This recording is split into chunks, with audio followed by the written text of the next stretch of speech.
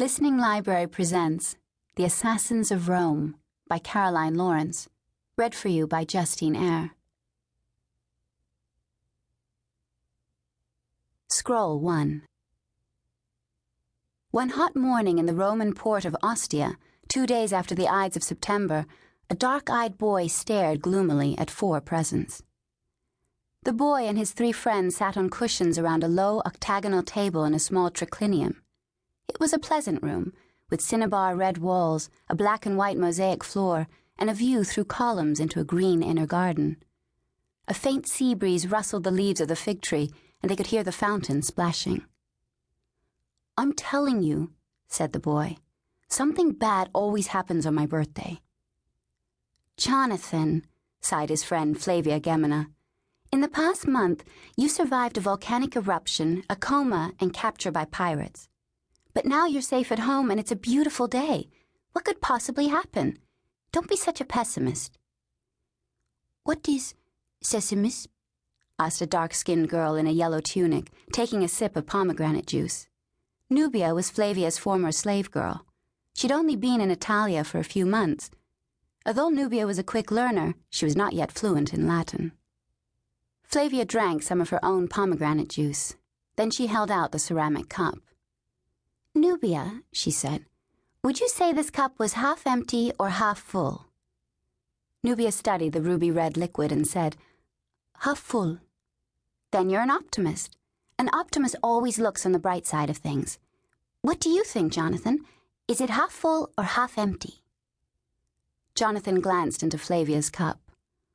"Half empty. And it's not even very good pomegranate juice. It's too sour." Flavia grinned at Nubia. "See? Jonathan's a pessimist, someone who always expects the worst." "I'm not a pessimist," said Jonathan. "I'm a realist."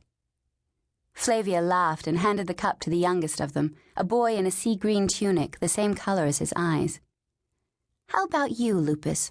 she asked. "Would you say the cup is half full or half empty?" "He can't say anything," said Jonathan. "He's got no tongue." "Shh," said Flavia. "Well, Lupus, half full or half empty?"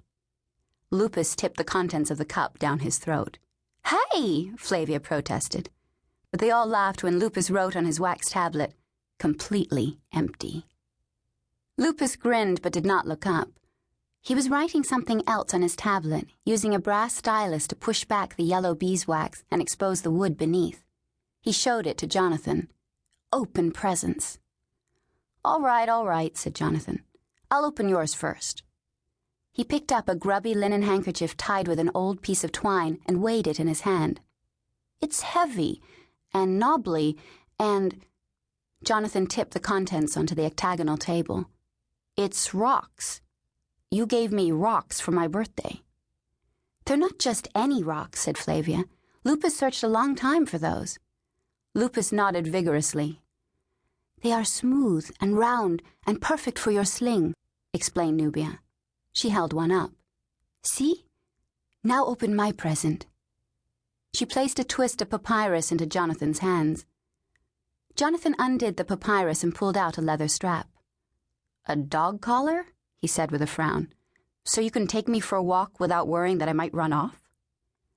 "My present is for you and for Tigris," said Nubia. "Maybe more for Tigris." "Thanks, Nubia." Jonathan gave her a wry smile and showed the collar to his puppy Tigris, who was gnawing a lamb bone beneath the table. "And thank you too, Lupus. Rocks and a dog collar. This morning I got an abacus from Miriam and a new cloak from Father. Useful presents all round." He sighed. "Well, I know you'll like my present," said Flavia, handing Jonathan a blue linen bag. "It's not useful at all." A present from Flavia. I wonder what it could be. It's the same size and shape as a scroll, and, surprise, surprise, it is a scroll. The love poetry of Sextus Propertius? Jonathan raised an eyebrow at Flavia. "Isn't that the scroll you told me you wanted?" "Was it?" Flavia grinned sheepishly. "No, but I think you'll really like it, Jonathan. There's a wonderful poem about a beautiful girl with yellow hair, just like you-know-who." Jonathan made a sour face, put down the scroll, and examined the blue bag it had been wrapped in. "I do like this bag, though," he said in a more cheerful tone of voice. "I could use it to keep my nice sling stones in." "Oh, you can't have that," said Flavia, unrolling Jonathan's new scroll. "It's Patter's. I just needed something to wrap it in." Jonathan sighed again. "Who's this one from?" He reached for the last present, a small pouch of yellow silk. Flavia looked up. "That's from you-know-who," she said. "From Pulchra, and from Felix. Pulchra asked me when your birthday was, and they gave it to me before we left." "Now this," said Jonathan, "this is a nice present." In his hand he held a small jar with black glazed figures on apricot-colored clay. "Pulchra told me the vase is from Corinth," said Flavia. "It's called an alabastron. It's very old and fabulously expensive." "Everything in Pulchra's house is fabulously expensive," said Jonathan dryly, but he looked pleased and showed it to the others. "Look, Nubia," said Flavia. "It's a scene from the poem we were studying in lessons this morning. Odysseus and 3 of his companions. They're putting out the eye of the Cyclops with a sharpened stick." "Great Neptune's beard!" exclaimed Nubia. "Why are they doing that?" "Because he's a huge, ugly old giant who's planning to eat them," said Jonathan, as he started to pick the yellow wax away from the cork stopper. Flavia nodded. "Remember how Aristo told us it took Odysseus 10 years to return from Troy? Polyphemus, the Cyclops, was one of the monsters Odysseus faced on his journey home." "I remember," said Nubia. "Odysseus is the hero whose wife is always weaving and unweaving." "That's right," said Flavia. "Everyone thought Odysseus was dead, and all the men wanted to marry Queen Penelope so they could become king, but she was a faithful wife and never gave up hope. She said she would marry one of her suitors as soon as she finished weaving a carpet, but every night she lit torches and undid what she had woven by day. She was sure that Odysseus would return." "Happy birthday, little brother." Jonathan's beautiful sister Miriam came into the dining room and set a platter on the low table. "I've baked your favorite sesame seed and honey cakes, but you can only have a few, otherwise you'll spoil your appetite for later." "Thanks," said Jonathan. He popped a cake into his mouth and offered the plate to the others. "Miriam," said Flavia, taking a bite of her sesame cake, "is it true that something bad always happens on Jonathan's birthday?"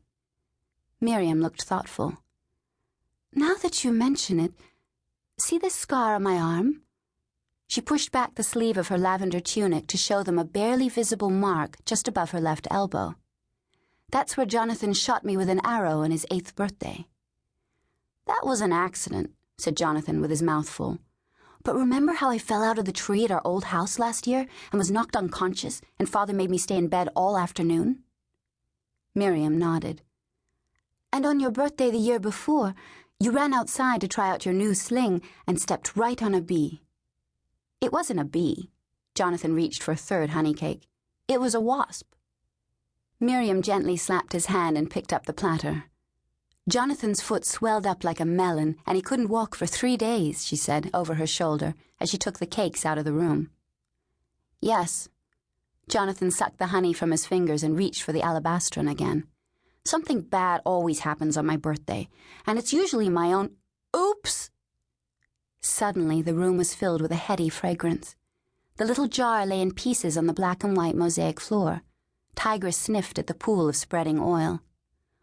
"Oh, Jonathan," said Nubia, "you dropped the bottle of Pulchra." "And it was filled with scented oil," said Flavia. "Wonderful scented oil." Jonathan was silent. He stared miserably at the broken jar and the golden oil seeping into the spaces between the small black and white chips of marble. "Quickly!" cried Flavia. "Mop it up! Save it!" She pulled Jonathan's linen handkerchief from his belt and pressed it to the glistening oil. Then she used her own. Nubia did likewise. Lupus looked round and grabbed the handkerchief he'd wrapped the stones in. As he got down on his hands and knees to wipe up the last of the oil, Tigress licked his face. "What is that scent?" Flavia closed her eyes and inhaled deeply. "It's not balsam or myrrh or frankincense." "I know I've smelled it before," said Jonathan. "It makes me feel so sad." "How can it make you feel sad?" Flavia said. "It's a wonderful scent. It makes me